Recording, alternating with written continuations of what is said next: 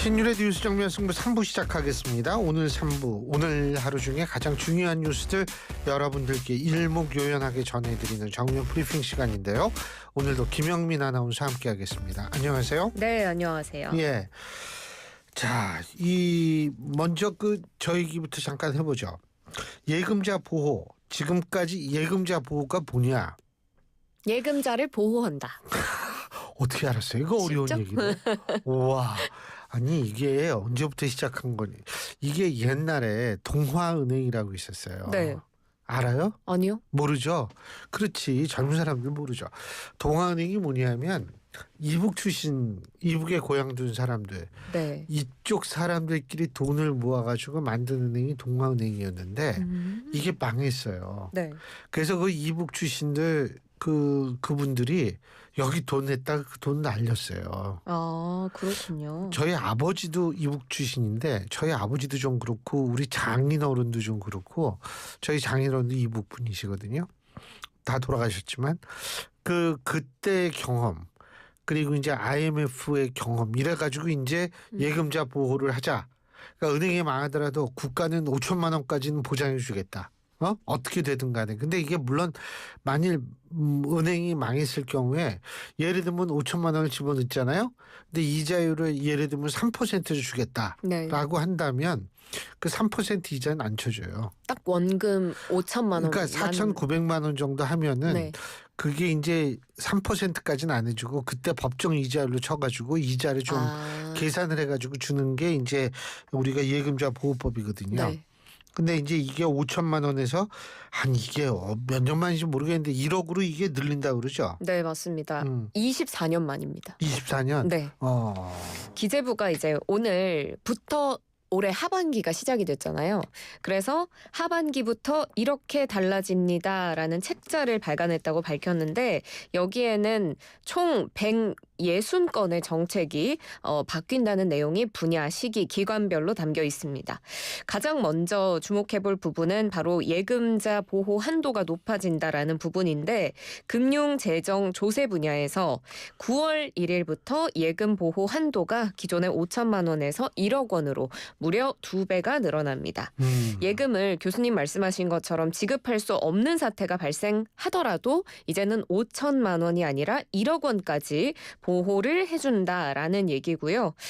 정부가 1997년 말 외환위기 당시에 한시적으로 예금 전액 보호를 실시한 바가 있는데 2001년에 다시 부분 보호 제도로 복귀를 하면서 5천만 원을 다시 설정하고 그 뒤로 24년간 같은 한도가 유지돼 왔습니다.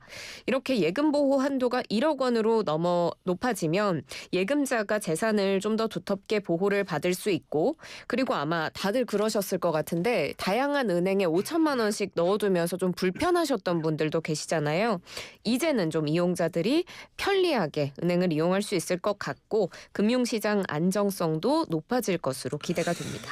예, 근데 요새 우리나라 은행들이 우리나라 IMF도 겪고 그래가지고 그 이후에는 상당히 관리를 잘 하긴 잘 해요.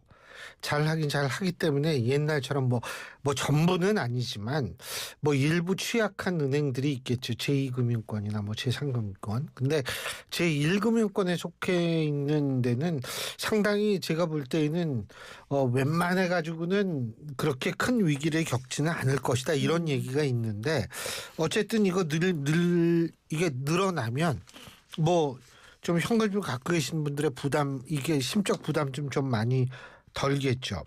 그리고 양육비 선지급제 오늘부터 시행이 된다고 그러죠. 이거는 그러니까 이혼을 했을 경우에 아이를 키우는 쪽에 반대쪽에서 이제 양육비 지급하는 그거 얘기하는 거죠? 네, 그런데 양육비를 이제 못 받는 케이스들이 정말 많다고 하더라고요. 예. 그런데 그때 국가가 양육비를 먼저 지급을 하고 구상권 청구하는 네, 이를 양육비 채무자인 비양육자에게 회수하는 제도를 양육비 선지급제라고 합니다.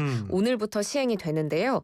이 선지급 대상은 양육비 채무자로부터 3개월 혹은 3회 이상 연속해서 양육비를 못 받은 기존 기준 중위소득 150% 이하 양육비 채권자 가구의 미성년 자녀의 경우입니다. 선지급을 하는 기간은 이 미성년 자녀가 성년이 될 때까지이고요. 금액은 미성년 자녀 1인당 월 20만 원입니다. 이 예금 보호 한도와 양육비 선지급제 말고도 아까 말씀드린 것처럼 160건의 정책이 변화하는데 주요 내용을 좀 보면 오늘부터 수영장, 헬스장 같은 체육시설 이용료를 내면 30%의 신용카드 소득공제 혜택이 주어지고요. 잠깐만요. 그러면은 헬스장에 등록할 때 이 카드로 하면 30% 돌려받는다. 소득공제가 된다. 소득공제가 된다. 네, 그렇습니다. 왜? 그러니까 운동 안 하던 사람도 운동해라. 그렇죠. 국민 체육을 그럼 나도 해야겠네 이거. 하는 네? 그걸 위해서요, 교수님. 아니면 돌려받는 거 기분 좋아요. 아니 건강을 위해서 하셔야죠. 그렇구나. 건강을 위해서 하셔야 되고. 그래도 그렇구나. 예. 네, 산업 분야에서는 또 올해 말부터 중소기업 매출 기준이 10년 만에 상향 조정이 되고요. 이번 달부터는 모바일 신분증을 네이버나 토스 다양한 그 은행 애플리케이션을 통해서도 발급을 받을 수 있게 됩니다. 잠깐만요. 모바일 신분증. 이미 우리가 모바일 운전면허증, 저는 운전면허증 안 갖고 다니고 모바일로 갖고 다니거든요. 네. 그러면은 이거는 모바일 신분증이라는 거는 이거는 주민등록증 말하는 거죠? 주민등록증도 그렇고 운전면허증도 그렇고 원래는 이게 발급받을 수 있는 루트가 정해져 있었는데 예. 일반 뭐 은행이나 포털 사이트 공인인증을 통해서도 발급받을 수 있다는 그렇군요. 뜻입니다. 네. 이것도 좋죠. 예. 그리고 부동산 대출한도 오늘부터 더 준다 그러는데 이게 근데 저는 이 취지는 이해해요. 가계부채 우리나라 엄청나게 높죠. 부동산값 막 오르고 있죠. 그러니까 정부로서 그건 이해는 하는데 이게 이렇게 되면 국민들의 그 좀 뭐라 그러나 피해가 좀 있을 것 같은데. 아마 계획이 많이 이렇게 틀어진 분들이 많으실 것 같다는 생각은 그쵸. 들긴 합니다. 예. 원래 그 주담대 대출한도 6억 원 제한 이전에 가장 큰 이슈가 바로 이 스트레스 DSR 3단계였는데 스트레스 DSR 3단계가 예고한 대로 7월 1일 오늘부터 이제 시작이 됩니다. 차주가 대출을 실행을 할 때 앞으로 금리가 상승해서 원리금 상환 부담이 커질 수 있으니까 그래서 DSR을 산정할 때 일정 수준의 가산금리를 부과하는 제도가 이 스트레스 DSR인데 규제 단계가 높아지면 대출을 더 조이는 것이라서 대출 가능 금액은 줄어드는 거거든요. 그런데 1단계, 2단계 7월 1일부터는 3단계가 적용이 되고요. 이렇게 되면 DSR을 산정할 때 1.5%의 가산금리가 적용이 돼서 가계대출 한도는 줍니다. 이렇게 되면 현금 여력이 있는 일부 수요자들을 제외하고는 주택 매수가 원래보다는 더 어려워지기 때문에 서울을 비롯한 수도권 아파트 거래량이 줄어들지 않을까 하는 것이 시장의 예상입니다. 사실 이 부동산은 어떻게든 잡기는 잡아야 돼요. 이 정권 차원에서도 그 문재인 정권 사례가 있기 때문에 굉장히 여기에 대해서 신경을 많이 쓰기는 쓸 거라는 거는 분명합니다. 근데 진짜 이게 어떻게 좀 잡힐지 모르겠는데 잡혀야죠. 아니 우리나라가 홍콩도 아니고 집값이 너무 올라요. 홍콩. 네? 홍콩은 주거비가 정말 비싸죠. 홍콩 장난 아니에요. 여기 집값은. 제 대학교 동창 중에 옛날에 그 친구는 홍콩에 살다가 대학 때 우리나라에 와서 대학 다니고 다시 홍콩에 사는 친구가 있는데 그냥 막 홍콩에서 집 샀다고 자랑하더라고요. 와 정말요? 예, 근데 그게 자랑할 만하더라고. 너무 비싸니까요. 예, 근데 우리나라도 이거 잡기는 잡아야죠. 그리고 또 하나 우리나라 증시에서 좋은 소식이 있는데 연고점을 또 갱신을 했다. 그죠? 네, 그렇습니다. 오늘 우리 시장 전부 다 빨간불을 켜면서 기분 좋게 마무리를 했는데 코스피는 0.58% 상승했고요. 코스닥도 역시 0.28% 상승을 했습니다. 소폭의 상승이라면 또 상승이겠지만 장 초반에 굉장히 기세가 좋았습니다. 연고점을 경신하면서 쉽게 말하면 전강 후 약의 모습이었는데요. 마감했을 때는 3089.65로 위로 마감을 했는데 장중에 최고 3,133.52까지 오르면서 나흘 만에 52주 신고가를 다시 경신을 했고요. 지난 2021년 9월 28일 이때가 3,134까지 올랐었는데 이때 이후에 약 3년 9개월 만에 가장 높은 수준입니다. 증시 상승의 배경으로 몇 가지 대내외 상황이 꼽히는데요. 먼저 국내에서는 이 대통령의 핵심 공약이죠. 이사의 충실 의무 대상을 주주까지 확대하는 상법 개정안 추진에 대해서 여야 간의 간격이 좀 좁혀졌다. 이런 평가가 나오면서 증시가 강세를 보였고요. 대외적으로는 미국의 관세 협상에 대한 낙관론 때문에 밤사이에 미증시가 상승하면서 그 여파가 우리 증시까지 온 것으로 보입니다. 뭐 상법 개정안 이 야당 국민의힘도 뭐 찬성하는 것 같더라고요. 예전에 그렇게 반대하는 것 같은데. 근데 뉴욕 증시도 최고치를 찍었다. 그죠? 네, 맞습니다. 지금 트럼프 행정부 관세 유예 종료를 앞두고 무역 협상 타결에 대한 기대감이 좀 올라오면서 불확실성이 감소하자 뉴욕 증시는 상승했습니다. S&P 500, 나스닥, 다우 모두 한 0.5% 내외의 상승을 했고요. 특히 S&P 500 지수와 나스닥 종합주가 지수는 사상 최고치를 다시금 경신하는 모습이었습니다. 6월 한 달간 주요 지수들 모두 흐름이 좋았고요. S&P 500은 5%, 나스닥은 6%, 다우는 4% 이상 뛰었습니다. 그래서 중동 긴장감도 좀 완화가 되면서 국제 유가도 전체적으로 하락하고 전체적으로 흐름이 좋았습니다. 이야, 근데 이게 관세 유예 종료를 앞두고 무역 협상 타결에 대한 기대감? 근데요, 일본은 지금 7차례 협상을 했거든요. 네. 안 깎아줄 것 같은데. 우리나라 어떻게 될지는 모르지만 참 좀 그러네요.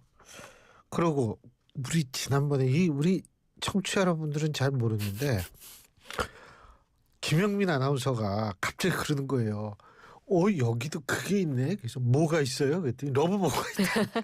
저희 방송 때도 두 마리가 게스트로 저 천장에 맞아요. 붙어 있었어요. 근데 얘들이 어딜 갔는지 모르겠는데 그 러브버그가 많기는 많은 것 같더라고요. 그 계양산에 쌓여 있는 러브버그 사진 보셨습니까? 봤어요. 예. 그거는 무슨 진짜 막 카페트도 호러 영화 같아. 아니고 호러 영화. 예, 그렇습니다. 이 러브버그라고 불리는 파리죠. 붉은 등 우단 털파리. 이 파리가 요즘 굉장히 많이 출몰을 하고 있는데요. 이 러브버그 성충이 천적이 거의 없는 곤충이래요. 그래서 뭐 새나 개구리나 두꺼비 같은 포식자들이 원래는 벌레들을 먹잖아요. 근데 얘는 잘 안 먹어서 이렇게 개체가 많대요. 낯설어서 안 먹을 거예요.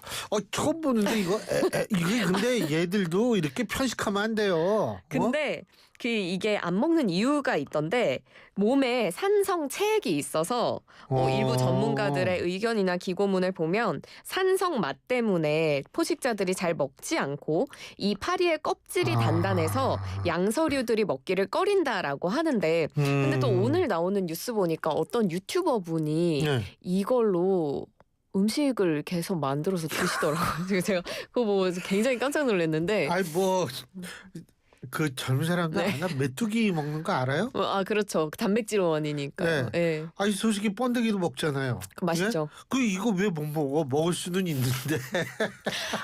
교수님 혹시 도전? 신박하다. 근데 와 진짜 그 생각을 못했네. 네. 근데 이게 그러니까 산성 맛이라는 게 신맛 아니에요? 결국? 그렇죠. 맞습니다. 얘들이 신맛을 싫어하는구나. 근데 이게 익충이잖아요. 맞습니다. 사람을 물거나 유해균을 옮기지도 않고요. 오히려 낙엽을 분해하거나 토양의 유기물을 분해해서 토양을 비옥하게 만들고 성충은 꿀벌과 꽃의 수분까지 도와줘서 이렇게나 많은 기능을 하는지는 사실 몰랐거든요. 계양산 거기 토양은 엄청 좋아지겠네. 그러니까요. 긍정적인 역할을 해서 익충으로 분류를 하고 있어서 살충제를 이용해서 방역하기에는 좀 제한적인 상황이라서요. 대량으로 출몰하는 요 몇 주를 참는 것이 거의 유일한 방법이라고 합니다. 장마가 시작될 즈음부터 나타나서 한 2주 동안 엄청 많이 나왔다가 급격하게 개체수가 줄어드는 경향을 보이는데요. 이 기간에 보이면 그냥 피하시고 지자체에서는 빛을 좋아하는 러브버그 특성을 활용해서 광원 트랩 등을 설치하면 좋다고 하고요. 일반 있는 사람들은 외출할 때 좀 어두운 색의 옷을 입으면 도움이 된다고 합니다. 우리나라 러브버그가 어디서 왔을까요? 오키나와에서 왔을까요? 중국에서 왔을까요? 어디서 왔을까요? 알고 계세요? 전 잘 모르는. 쫑쫑발라이다. 중국으로부터 왔습니다. 아, 그래요? 예. 그렇군요. 그래서 이게 그런데 이게 사실 그러고 이거 잡으려고 이충인데 이걸 잡으려고 방역 이걸 막 뿌리고 다니잖아요. 그러면은 생태계가 파괴가 될 수가 있대요. 그래서 그게 쉽지가 않은 것 같은데 이게 뭐 그렇게 나쁜 벌레가 아니니까.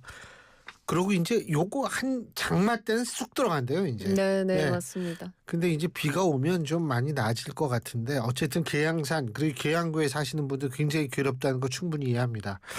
근데 뭐 어떡하겠습니까?